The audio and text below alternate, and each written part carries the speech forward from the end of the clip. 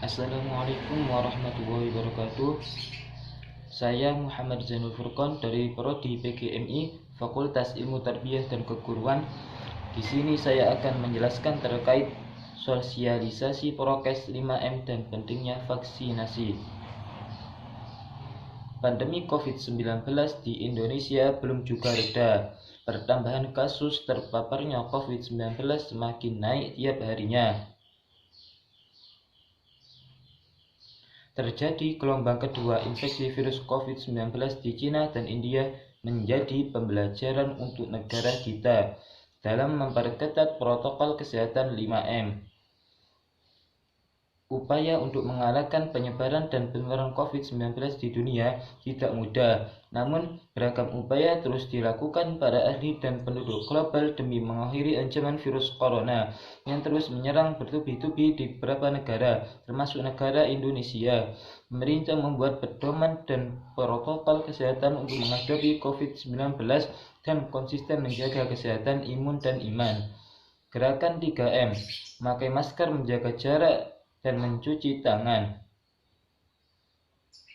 yang diperkenalkan bulan September 2020 kemudian menjadi 5M. Di bulan Februari 2021, 2M yang ditambahkan yaitu menghindari kerumunan dan membatasi mobilitas.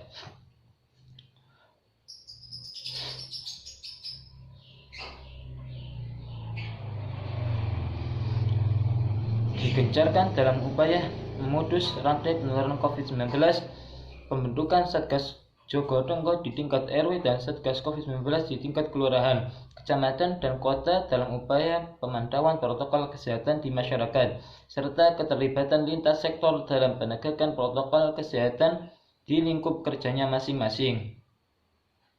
Merupakan upaya nyata memutus rantai penularan penyakit. Sudah tahu apa saja protokol kesehatan 5M itu? 1. Mencuci tangan. Rutin mencuci tangan hingga bersih adalah salah satu protokol kesehatan yang cukup efektif untuk mencegah penularan COVID-19. Untuk hasil yang maksimal, cucilah tangan setidaknya selama 20 detik beberapa kali sehari, terutama saat sebelum masak atau makan, setelah menggunakan kamar mandi, setelah menutup hidung saat batuk atau bersin. Untuk membunuh virus dan kuman-kuman lainnya, gunakan sabun dan air atau pembersih tangan dengan alkohol setidaknya dengan kadar 60%. 2. Memakai masker. Pada awal pandemi COVID-19 tahun lalu, Organisasi Kesehatan Dunia (WHO) mengatakan bahwa penggunaan masker hanya direkomendasikan untuk orang sakit, bukannya orang sehat. Namun virus corona jenis SARS-CoV-2 benar-benar baru sehingga protokol kesehatan bisa berubah-ubah seiring bergulirnya waktu.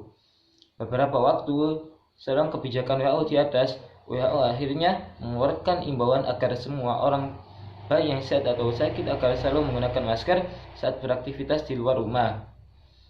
Digalakkan di beberapa negara di Amerika Serikat, Centers for Disease Control and Prevention (CDC) memperbarui pedoman terkait penggunaan masker. CDC mengimbau masyarakat Amerika Serikat harus memakai masker meski berada di dalam rumah pada kondisi tertentu. Menurut CDC, penggunaan masker di dalam rumah perlu dilakukan ketika terdapat anggota keluarga yang terinfeksi COVID-19, terdapat anggota keluarga yang berpotensi terkena COVID-19 karena aktivitas di luar rumah, merasa terjangkit atau mengalami gejala COVID-19, ruangan sempit, tidak bisa menjaga jarak minimal 2 meter.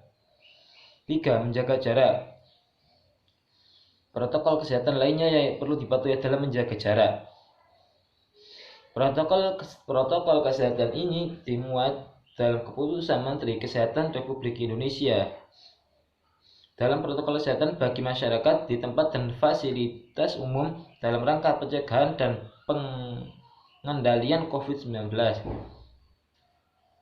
Di sana disebutkan menjaga jarak minimal 1 meter dengan orang lain untuk menghindari terkena droplets dari orang yang bicara, batuk, atau bersin, serta menghindari kerumunan, keramaian, dan berdesakan. Bila tidak memungkinkan melakukan jaga jarak, maka dapat dilakukan berbagai rekayasa administrasi dan teknis lainnya. Rekayasa administrasi dapat berupa pembatasan jumlah orang, pengaturan jadwal, dan sebagainya. Sedangkan rekayasa teknis antara lain dapat berupa pembuatan partisi, pengaturan jalur masuk dan keluar, dan lain sebagainya. Yang keempat, menjauhi kerumunan. Selain 3 hal di atas, menjauhi kerumunan merupakan protokol kesehatan yang juga harus dilakukan menurut Kementerian Kesehatan RI atau Kemenkes. Masyarakat diminta untuk menjauhi kerumunan saat berada di luar rumah. Ingat, semakin banyak dan sering kamu bertemu orang, maka kemungkinan terinfeksi corona pun semakin tinggi.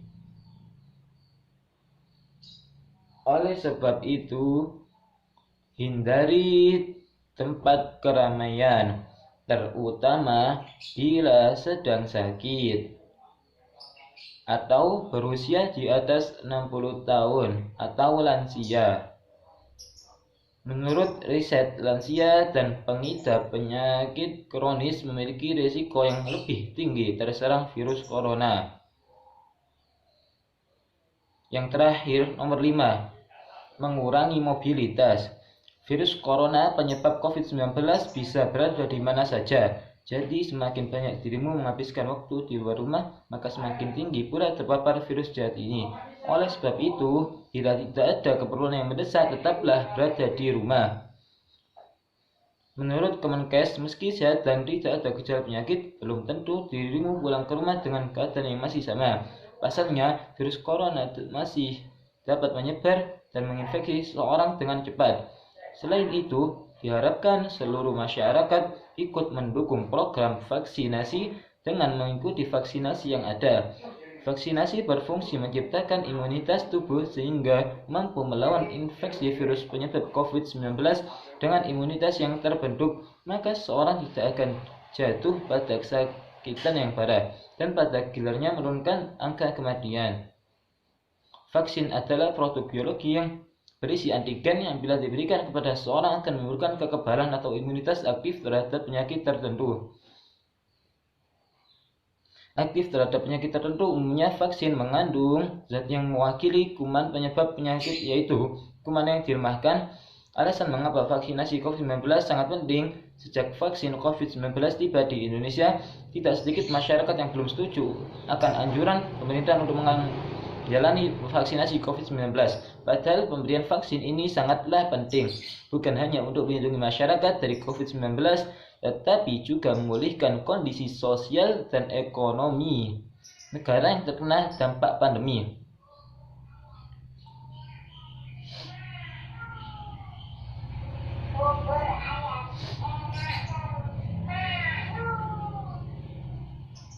Vaksinasi atau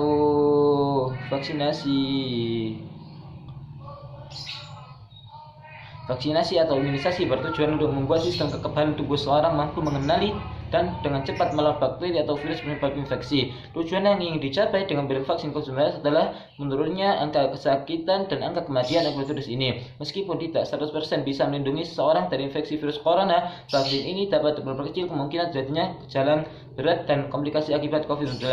Selain itu, vaksinasi COVID-19 bertujuan untuk mendorong terwujudnya herd immunity atau kekebalan kelompok. Hal ini penting karena ada sebagian orang tidak bisa divaksin karena alasan tertentu, karena tidak dianjurkan untuk menerima vaksin atau tidak menjadi prioritas untuk vaksin COVID-19. Antara lain anak-anak atau remaja berusia di bawah 18 tahun dan orang yang menderita penyakit tertentu, misalnya diabetes atau hipertensi yang tidak terkontrol. Jadi dengan mendapatkan vaksin COVID-19, Anda tidak hanya melindungi diri sendiri, tapi juga melindungi orang-orang di sekitar Anda juga belum memiliki kekebalan tubuh terhadap virus corona. Oleh karena itu, meskipun telah mendapatkan vaksin COVID-19, protokol kesehatan 5M harus kita terapkan, tetap dijalankan untuk mencegah tertular kembali atau menulari orang lain. Semoga pandemi ini segera berakhir. Sekian dari saya. Wassalamualaikum warahmatullahi wabarakatuh.